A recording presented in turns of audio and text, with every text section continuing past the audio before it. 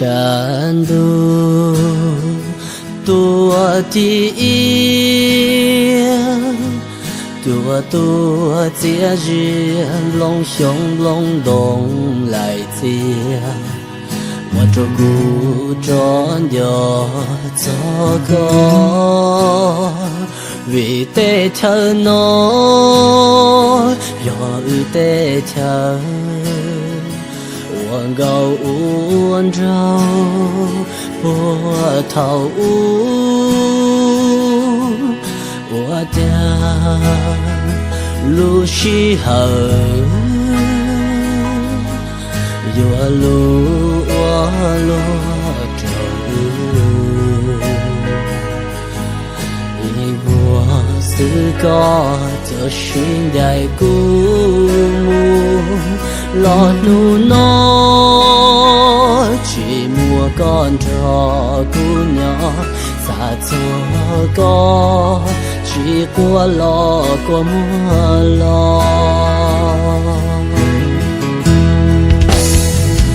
để lo nu nó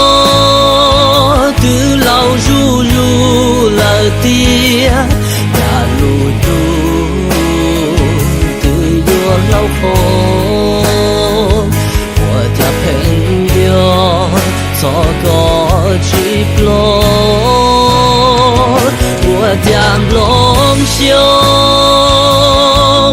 lom đông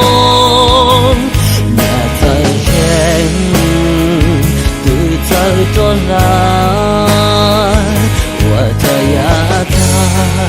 thì chỉ đau cho lo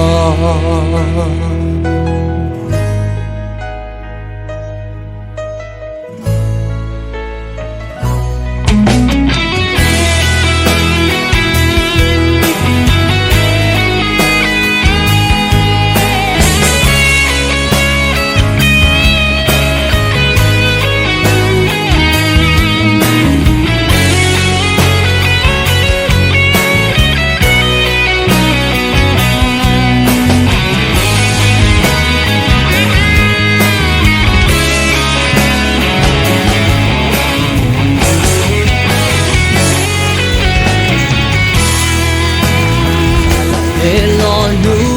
nó từ lâu ru lu là tia đã lu tu từ đua lâu khô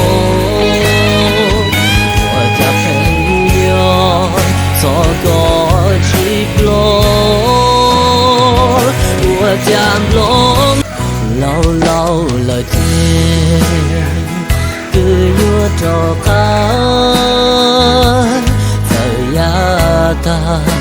thì chỉ đau cho lo chùa xa bao tiền có buồn nhỏ rong xa nông ý lo tia có buồn nhỏ cu nê hòn đời cu đê